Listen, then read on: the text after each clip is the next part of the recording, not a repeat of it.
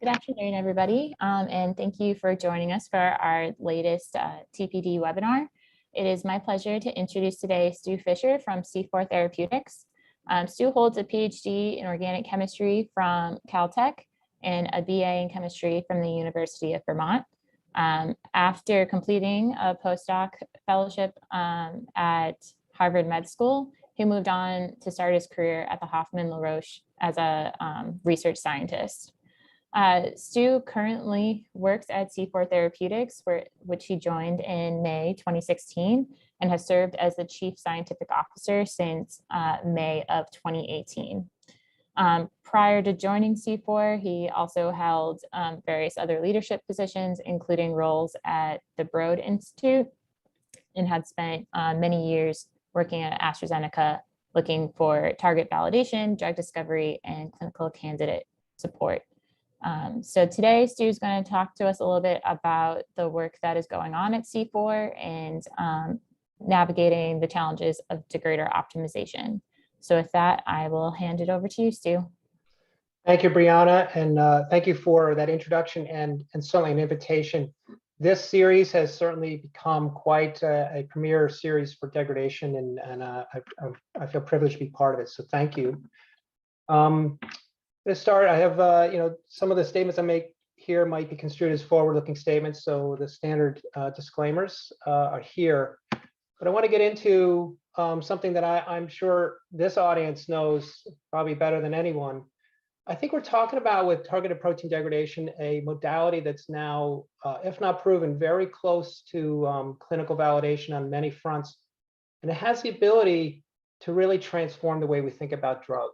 And I don't say that lightly. I see so many examples of areas where this approach is going to have a huge impact.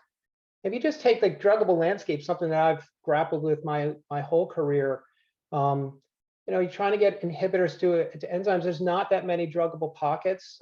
Most proteins that you can see in a genomic screen are not really amenable. And I think TPD really has the chance to change that function fundamentally. I don't know how many of that 80% of the undrugged proteins will ultimately be successfully attacked, but I'm sure that this approach will open that up significantly. And secondly, I think it does, and we'll get into this a lot, this approach is really very different. It's small molecules with I think it's a combination, one could argue that it's a combination of small molecules combined with the power of genetics. The ability to knock down a protein at will and selectively, and taken by a small molecule, is something that I think we could only dream about 5 or 6 years ago. Now, to that end, as Brianna mentioned, I've been at C4 since really its inception, and we've built a platform. So we have our own flavor of how we approach targeted protein degradation. We call that our torpedo platform. What we've done is, and I'll talk about that in the next slide in detail, but what we've done is build a platform and then push that platform onto targets to cover, I think, some really key indication gaps in our current drug armamentarium. That's areas where we see resistance, where drugs, as I mentioned, that are undruggable. I'll have an example of that. And then, frankly, to improve treatment options, there's ways that this approach you can see evolution even within degraders to have even better treatments than we have currently. So what is this torpedo platform?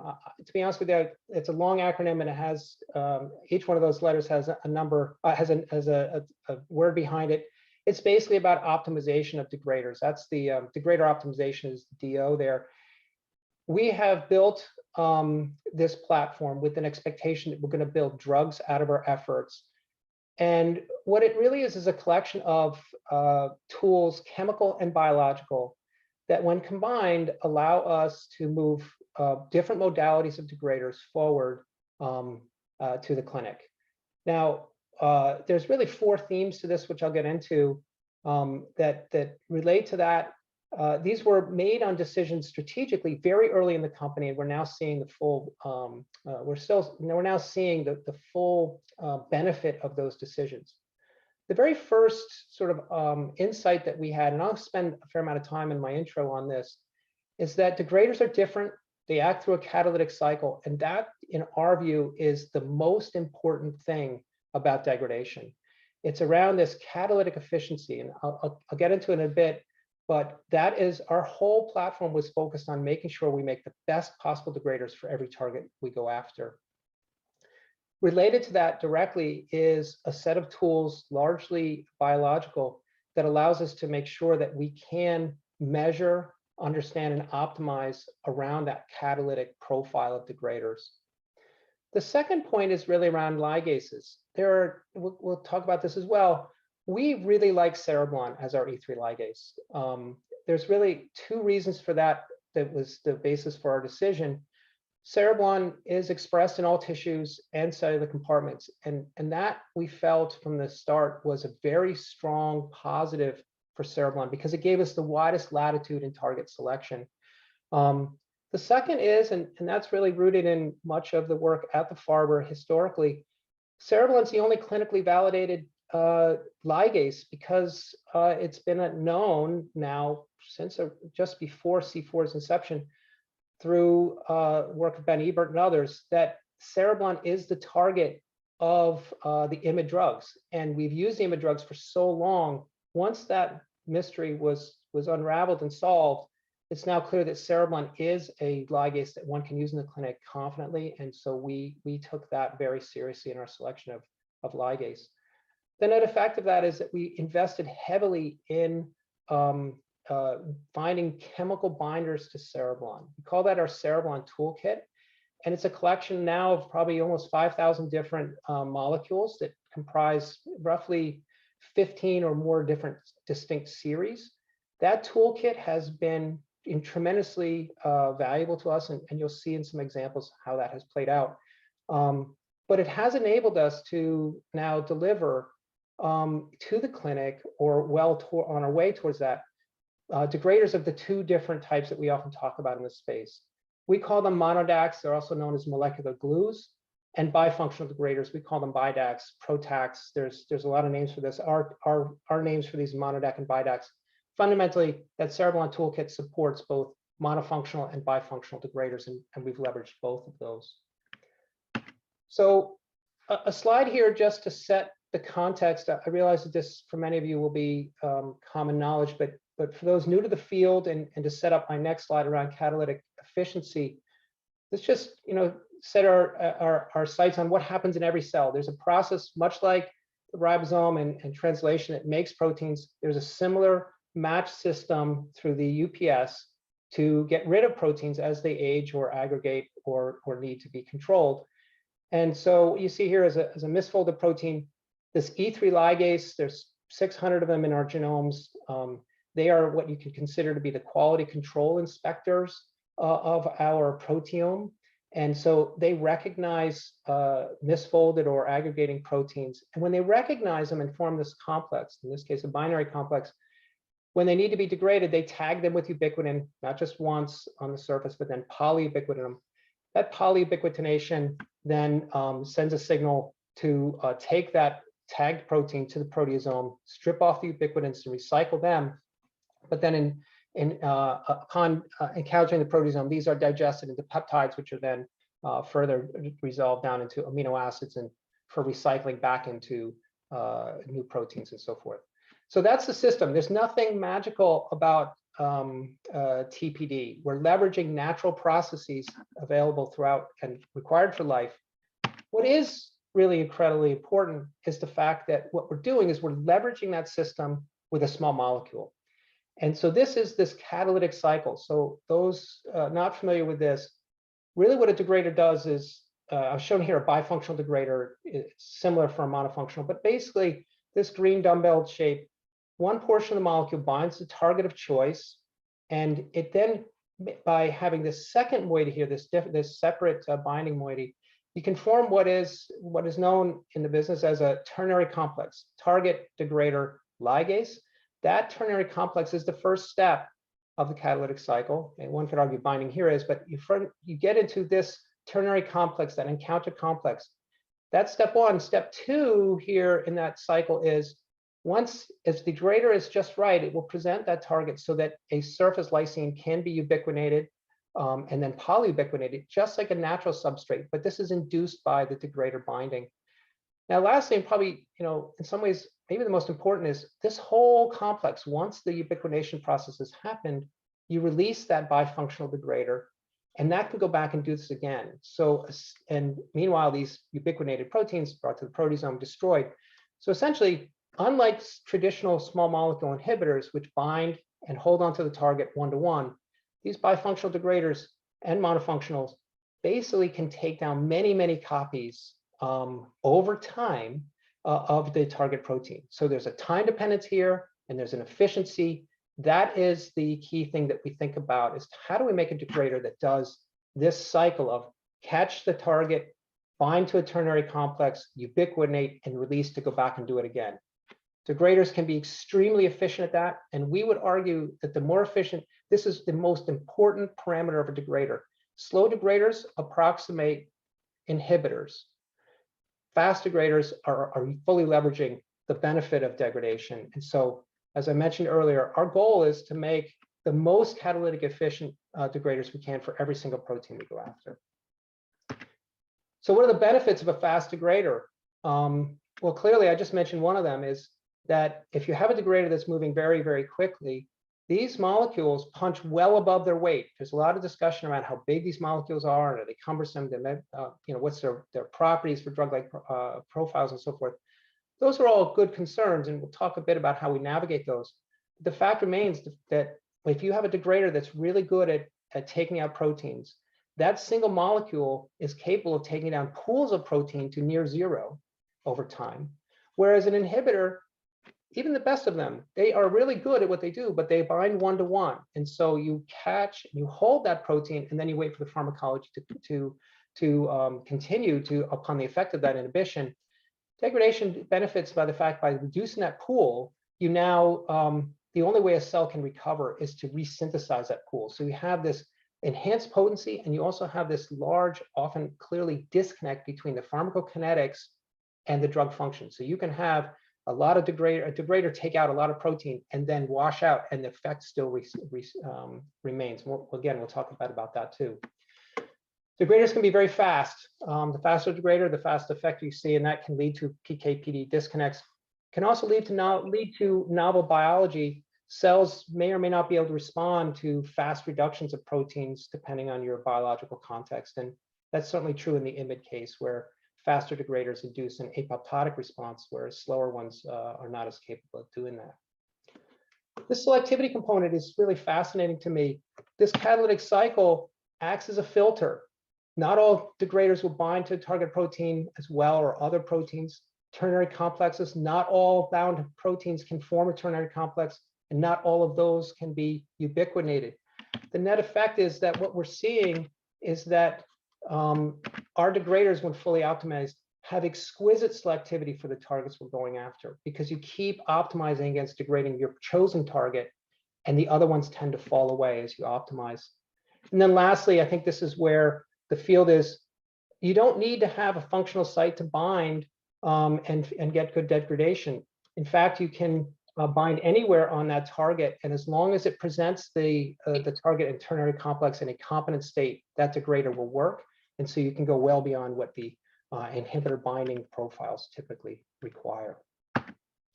So catalytic efficiency in an example, here are two degraders that are pairwise matched. These are very closely related degraders in a program that we had. The green one is clearly not as good a degrader than the one here in blue. So degrader A is the better one. You know that because it's more potent at this given point in time in terms of its x-axis. It's probably about a 3 nanomolar DC50 here, and it goes deeper. This green compound is just either slower or just not as good. It's weaker in terms of takes more compound to get to the 50% and doesn't go as deep. That's what you see in cellular dose response. What happens when you go in vivo? What you see here is a CNS penetrant PK profile. Both these compounds have roughly the same PK. That's why they're pairwise matched. But you can see as you dose and then the compound is washed out of the brain, what happens, the faster degrader, it goes deeper and stays, keeps that target population down for longer relative to the green. This is how these things translate. So this catalytic efficiency has real pharmacological impacts. A point that I raised briefly is note that all of these processes, the PK is time dependent and the catalytic activity of a degrader is time dependent. This is very difficult to unpack if you don't have a sort of a way to understand what you're dealing with in terms of those two time dependent processes. This is where I think C4 invested the vast majority of its early thinking. How do we capture and understand these degraders on their own terms? Catalytic activity requires time-based assessments of activity, and we want to have a quantitative measure of that. After a deep, fundamental analysis of how these are working, we came to a framework here, which I'm going to call as an enzymology framework, to allow us to understand and quantify our degraders in terms of their fundamental properties. So one way to think about a degrader is that essentially what we're doing is we're training an enzyme, this E3, to process a substrate it never would normally process. So let's call it this target. Let's say cereblon is your E3 and BRD9 is your target. BRD9 is not normally encountered or processed by cereblon. What the degrader does is create a new interaction that becomes an enzymological process. And every time we iterate the degrader, it either gets better or worse at that interaction to make sure that the substrate, BRD9 in this case, and cereblon are interacting better so that BRD9 is more rapidly ubiquitinated and turned over. We're really training cereblon to be a better enzyme. When you think about it that way, you can apply standard enzymology concepts to the dose response data that you get. And by understanding the time and the concentration function here, one can then have, and we built a mathematical framework to get out standard estimates, quite accurate ones that we believe, on what is the kinetic framework that this degrader is inducing. And so essentially what we get back out is equivalent measures of, say, Km and Vmax or Kcat. And in cases where we get a hook effect, that's really a substrate oversaturation, well known in enzymology as well. So you can get the Ki for oversaturation here. So all of these terms are capturable, they're computable, and that's what drives our med chem. So we use these constants. That's what I'm saying when we focus at C4 on optimizing catalytic efficiency, where all of our med chem is based on kinetic parameters. And then we backfill and understand how does the biochemical measures of binding, ternary complex, and formation and so forth, how do they match those kinetic parameters? But again, our primary data points are based on cellular estimates of this. And so that's been really, really important for us. We took it one step further, and that's also critically important, and I'll demonstrate this throughout my talk, that once you have these kinetic profiles, note that you can compute what is a degrader going to do at any given concentration as a function of time. How deep and how potent will a degrader take down a given target given its concentration? That's really important because when you have that information, you can then combine it with changing concentrations over time, which is what happens in PK. So if you have the enzymology framework, I know what this degrader's rate and depth will be at a given concentration. You compute that for every point on your overall exposure curve. You now have built a PK/PD model, and you can then predict what you're going to get in terms of depth and duration of degradation in vivo. And so I'll show you some examples of this. We found these to be unbelievably powerful and very accurate. It allows us in our med chem to be able to do a number of things. Certainly do gap analysis. How good is my current degrader going to be? How good is it actually? And then how much further do I need to go to make sure that I have a candidate? So we're informed all the way through from getting cellular degradation and either actual measured or cellular, actually measured or simulated PK. We can assess how good is a degrader going to be when we put it in vivo. So we've been quite busy at C4. We've got a very rich pipeline here. I'm not going to spend a lot of time on this slide. But note that we have 4 programs entering or near clinical development. Our lead program, I'll spend time talking about CFT 7455. That is in clinical trials now. And CFT8634, that is going to initiate our phase 1 trial in the first half of this year. I'll talk a bit about both of these programs, but we have 2 more, a BRAF degrader and an EGFR degrader that are entering IND enabling studies. We also have many programs going on internally and 3 additional collaborations with Roche, Biogen, and Calico. The net effect is we have anywhere from 15 to 18 programs running concurrently. There's a lot of activity, so we see a lot of degradation programs. I want to highlight just some, what I want to do in the rest of my talk is give you some case studies on what did we get when we got there with CFT7455, sort of the highlights of that molecule. Why did we go here and what does it show? And then for 8634, I'm going to give you chapter 1 of a 2-chapter story of how we identified and optimized our degrader. Chapter 2 is coming in the first half of this year, so keep an eye out for presentations from C4. And the full MedChem story also will be given in the first half of this year. So keep an eye out for those presentations. I'm just going to give you the highlights here, and the details are coming in medical meetings. But so let me jump in. One final point. All of these degraders, they're all oral indications. We have made a lot of effort to make sure that our molecules will be given as a pill in the clinic. And so we've come a long way in terms of making sure that our programs are going to have the highest patient compliance and ease.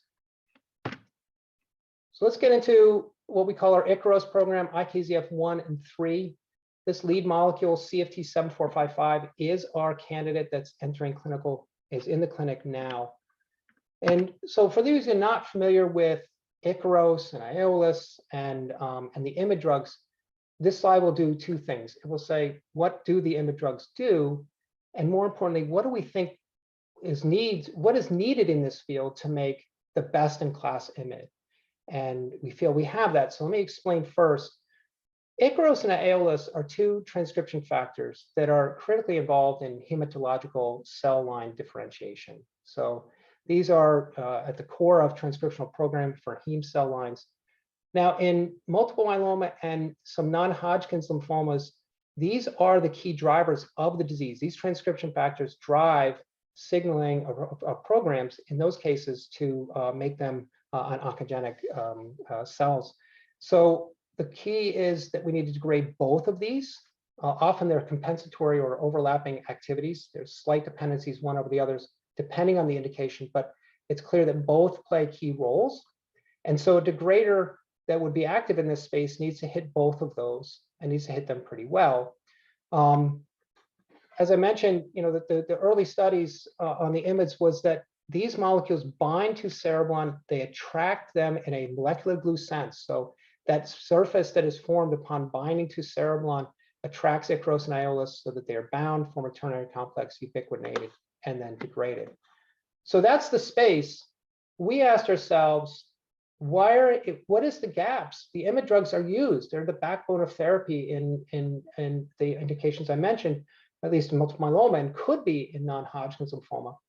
But we argued that there's a lot left on the table from pomalidomide and some of the agents that are coming in development now, because it wasn't clear how these things worked when they were first developed, and having the knowledge of that this process is at work, we could leverage our cereblon toolkit to find novel hits and then optimize them to make sure that we had class-leading catalytic activity, which would really take these targets down at most potent and rapid and deep target degradation.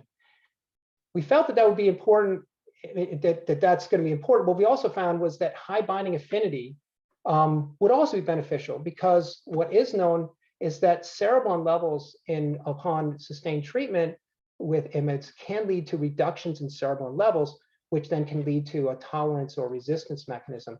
So higher binding and higher activity could overcome that relapse setting. We wanted a more selective one than sort of the early generation, and we want to make sure we had the right PK profiles. So this really was lined up for the Torpedo platform: optimize on PK, optimize on catalytic efficiency, make sure that we're getting best selectivity. So again, what's the setting? What are we shooting for in this space? Well, when you look at multiple myeloma, we've come a long way, and the IMiDs are backbone therapy, but we are not there in terms of the best therapy one can have. We still have relapse happening 3 to 4 years after diagnosis. And that relapse happens with prior IMiD treatment. As I mentioned, Len and POM, people become tolerant or resistant to those. And so then they're left without options. And importantly, all the IMiD drugs so far out there require co-dosing with dexamethasone to boost their activity. We had hoped that a really potent IMiD would get us, or CELMoD for BMS talk, would be able to give us single agent activity without dexamethasone boost. That's for multiple myeloma. Now, when you look at non-Hodgkin's lymphomas, there are subsets driven by Ikaros and Aiolos that are key drivers of malignancy. To date, the approved IMiDs they've been approved in some cases, but they have such poor activity that they're not generally used or they can't be used. So we see a better IMiD equivalent would be able to get into these spaces and have a really meaningful difference for these patients as well. So that's what we're going. We need to make sure that we have the best molecule to cover and enhanced activity should provide benefit to both those patient populations. So here's what we did. As I mentioned, the full story on the CFT7455 MedChem story is to be heard later this year. I'm just going to tell you where we got to.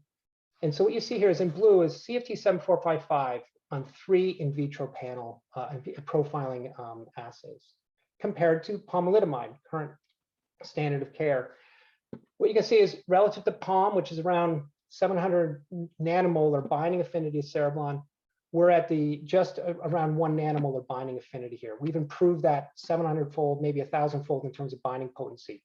That was important, but it wasn't the only part. As I mentioned, binding is part, but catalytic efficiency is what we focus on. And what you can see here is over time, in 1 hour, we're seeing significant reduction of Ikaros. In this case, we see it also with Aiolos, but we're using Ikaros as our sentinel protein.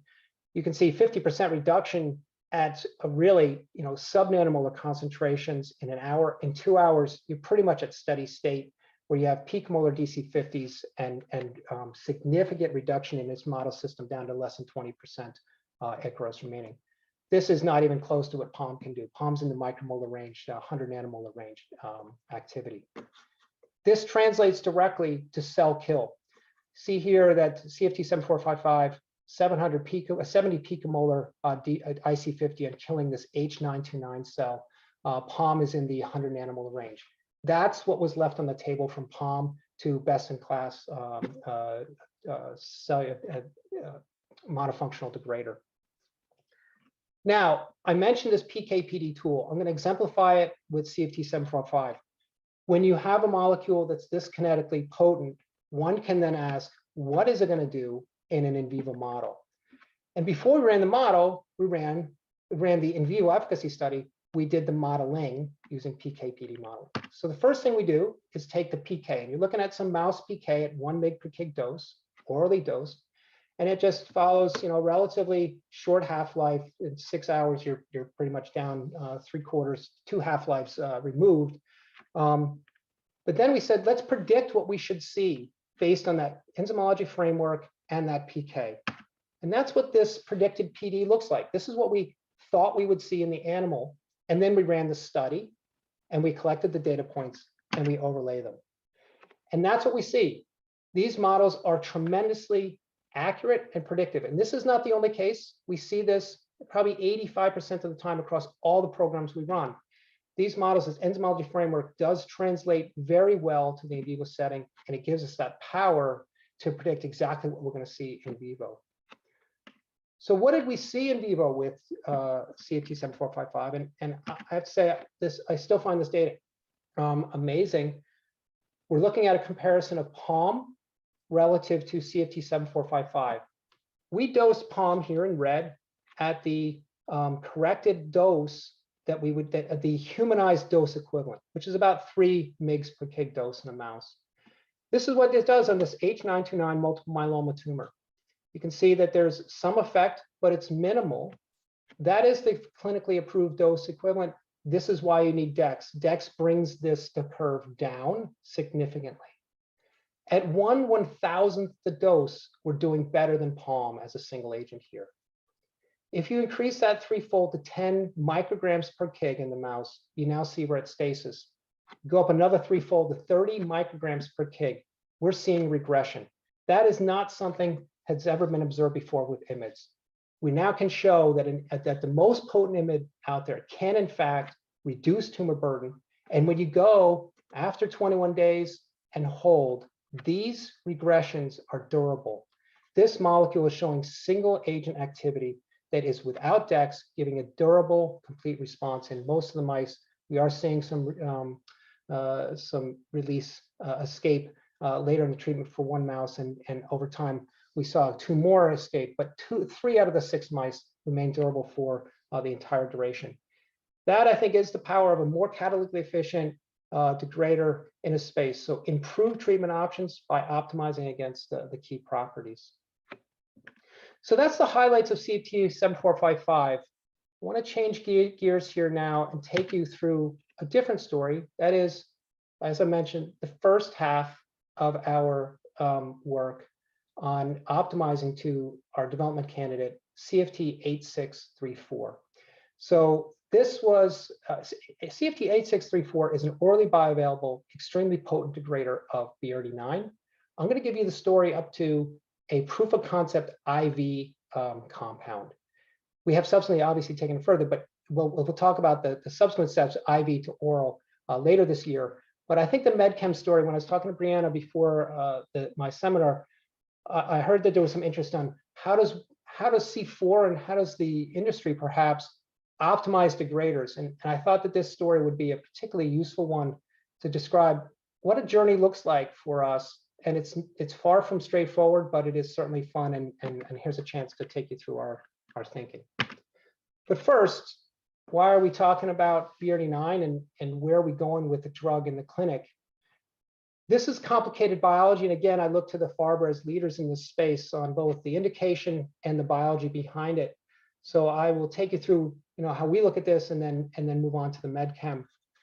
First thing is that we're going after synovial sarcoma here, and that's because BRD9 is a clear dependency for that particular indication. And it's due to this oncogenic SS18-SSX translocation fusion. I'll talk about that more on the next slide. But we also know that inhibition, BRD9, true to its name, has a bromodomain, and we know that inhibition of that bromodomain is not sufficient. Again, I'll talk a bit more about that. What is clear is that synovial sarcoma, while it's not a large indication, there's not many, the incidence is relatively low, it's a devastating disease for those that have it. It's generally diagnosed at median age of 34, but relatively, sort of young adolescents and beyond. And it's a 10% of all tissue sarcomas, soft tissue sarcomas.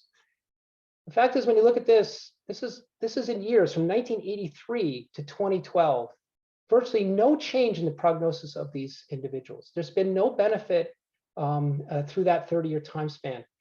And the median survival is not long once you've gone to an advanced or metastatic stage. So this is a high unmet medical need, a clear indication due to the translocation fusion.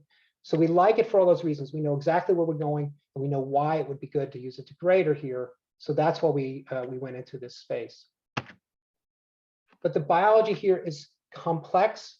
It's very rich. It's fascinating, but somewhat difficult to describe. So bear with me here. What we're talking about is the BAF complex. This is chromatin remodeling, so transcriptional programming at its highest level. When you look at the BAF complexes, there are 3 known forms: this canonical BAF or CBAF, the non-canonical or NC-BAF, and the polybromo PBAF form. They're present in normal tissues to varying degrees, but what is also known is that CBAF can compensate for NC-BAF. If you knock out components of the non-canonical, cells can generally tolerate that insult very well. Note that BRD9 is uniquely incorporated in the non-canonical BAF complex. Canonical BAF does not have BRD9. It has different subunits here. Now, what happens in synovial sarcoma is this SS18 protein incorporates this fusion, this SSX fusion. That results in a change in this CBAF complex. It ejects SMARCB1 as part of its complex. That changes its transcriptional programming to become much more oncogenic. It also renders the non-canonical BAF complex to be essential. And so if you then take out BRD9 genetically or with a degrader, take out BRD9, you lose that essential function of the non-canonical BAF and you go into growth arrest for synovial sarcoma cells.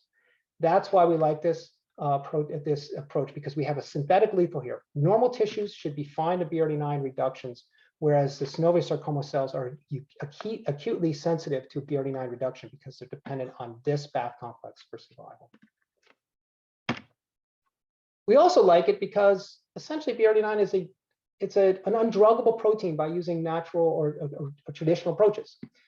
This bromodomain, as we've discussed, is there, but if you have an inhibitor, it's not really important for chromatin binding. BRD9 association with chromatin is independent of this bromodomain. So inhibitors have no pharmacological effect, as it were. So that means that there's these other domains, the DUF domain, domain of unknown function, is likely the one that's most impacted through CRISPR tiling studies. That has shown to be a sensitivity to BRD9 and its function, but there's no druggable domain here. So traditional approaches aren't going to work. However, if you make a degrader out of that bromodomain binder, now what you see is you dissolve the protein, you ablate that protein, the NC-BAF disassembles, and it's now rendered inactive. So that's why we see this as an undruggable protein by traditional methods. We weren't the only ones to see this. Obviously, Scott Armstrong, Jay Bradner led with a publication on this BRD9, dBRD9 degrader that they developed. And it's a nice looking degrader. It's in the nanomolar range, DC50, selective across other members, the bromodomain 4, BRD4, and BRD7. Alessio Ciulli also has published on this VHL-based degrader. So it's clear these have demonstrated that BRD9 degraders exist and they do what you expect. They take out BRD9 in synovial sarcoma cells and they render them growth deficient. So that was the concept. So we got into this with our own hit, shown here. We use a different targeting ligand, but by and large, they look pretty similar to that which was published in the literature. Our goal was to take this hit and make it into a drug-like molecule, and then further advance that into the candidate itself. What we found was we had a profile very similar to that was reported. You get excellent degradation of BRD9, 5 nanomolar potency on DC50, and only 96% of the protein removed in 2 hours. That's a fast degrader, and we had one of our own. But we didn't like its drug-like properties, to be honest, and we had issues with plasma stability, and the mouse PK precluded any work that we want to do in vivo. So we had work to do. And so on a med chem view, this is how we started the program. Start picking it apart and saying, what do we want to change? And there's really 3 parts that we focused on, and that is what we call this exit vector. This is on a crystal structure where that portion of the molecule, the target binder, exits the protein. We said that's a part where we think we want to change. This linker, pretty bland alkyl chain, but we need to do some work there. And then this Cereblon toolkit was a key way of thinking it. That was one of the first things we do, and I'll take you through that. But those are the areas of molecule that we changed. But immediately we saw this molecule didn't really have great drug-like properties. High C log P, lots of rotatable bonds. Molecular weight, I'm not so worried about that at this stage, but the total polar surface area, all of those things caught our attention. So this is the journey that I'm going to take you through. We basically took a degrader hit and we changed the physical properties, reduced the linker length, improved the mouse PK, and then came back and improved the selectivity to get compound 27. That's the story you're going to hear, just so you know it up front. But let me take you through the details of what we did. So I think there are fascinating lessons in here. The first thing that we almost always do is take a target binding moiety and a Cereblon binder, and we vary the linker. We often vary between alkyl and PEG. We just see what's the linker length dependence. And what you can see, for at least for this collection of target binder and Cereblon binder, pretty strong dependence on longer is better, be it alkyl or PEG, doesn't matter. Alkyl is better by probably 20-fold here, so there is better with alkyl, but it's better than being short. Being short is bad in this case because for whatever reason, that phthalate moiety just can't engage and get it all to work. But what happens when you change the cereblon binder? You get different SAR. Certainly longer does still work. We're taking a hit on potency, but note here, you can go to very short binders and wind up with the same potency hit, but not worse, as we saw in the phthalate binder. So going to this N-arylglutaramide fundamentally changed the overall SAR for us. Weaker, yes, but different SAR. And fascinating, in the middle here, long is fine, and then you get a little shorter, and it's not so good for a while, and then it gets good. We do see this double dip SAR on occasion. This is not a one-off, and we don't fully understand that, but it is good to note that this is not a linear process here of just putting two things, a warhead with a linker, and it's simple SAR. It's much more complicated than that. So that's what we saw. Now let me take you through what we did with what we saw. So the first thing is, this is the one we started with. That was our hit. What did we choose to do? Well, we immediately said, I like this cereblon toolkit, not because we like our toolkit, but because it changed the drug-like properties. It cut that log P in half, roughly. So that is a much better drug-like starting point. But note what happened. As I mentioned, we lost this potency. We said, okay, the potency is taking a hit, but we want to be in the right drug-like space. We haven't done anything with the clearance here. The mouse PK is still terrible, but what we've done is change the drug-like properties by just swapping out that cereblon toolkit, noting that we lost 30-fold in potency. That was a hit we were willing to take because we bet that with better drug-like properties, ultimately, we'd be able to get that back. That was the bet. The next thing we did was say, shorter's better. We like shorter because, again, that gives us better drug-like properties in the end.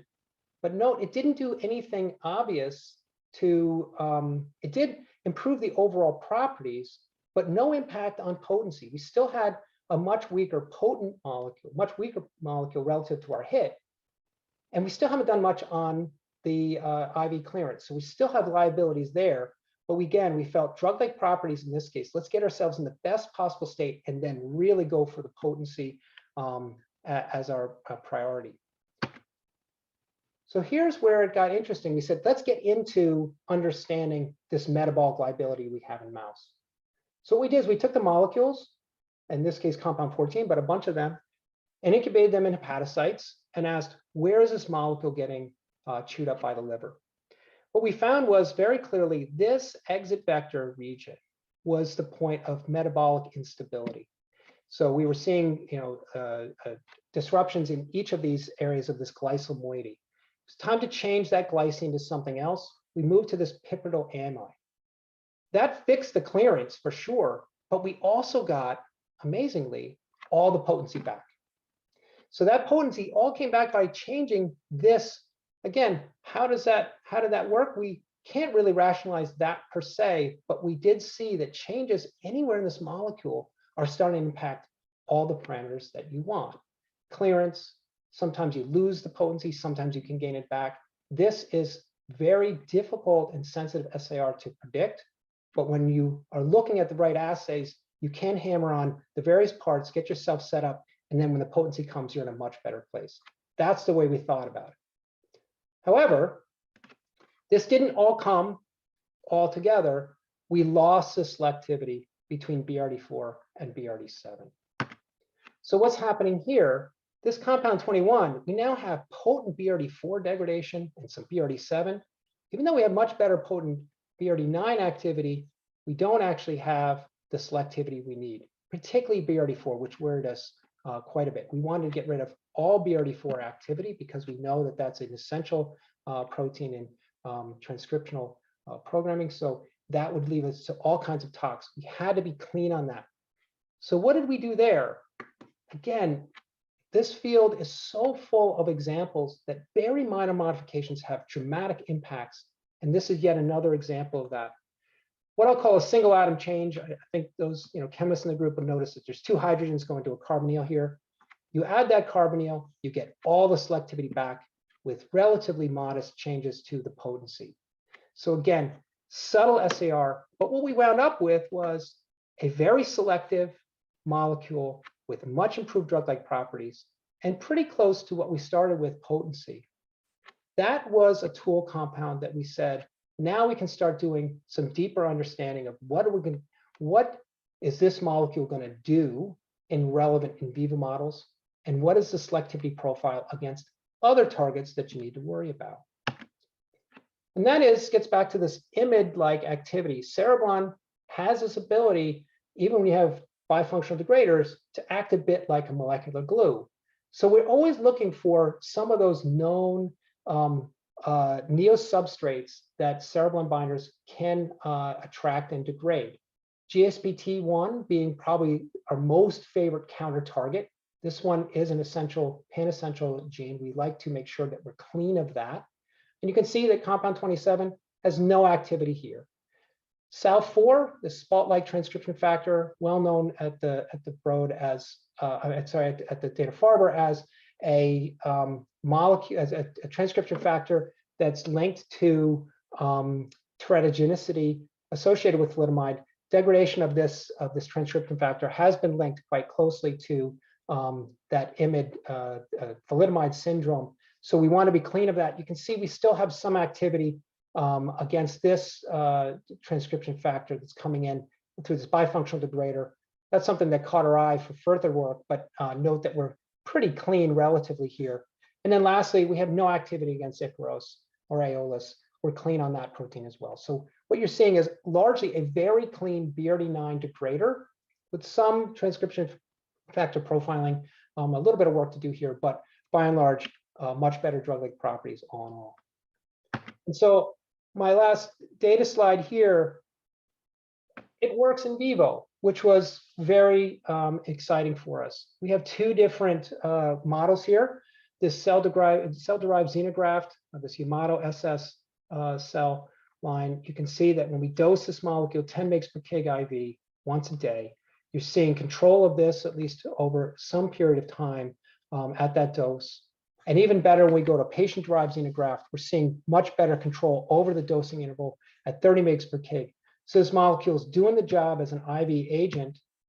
The goal then, obviously, as I've mentioned, was to take these properties, move them to oral to make our candidate be an orally available drug, and to prove on the potency and overall profile. That's the story to come later this year. Keep an eye out for that.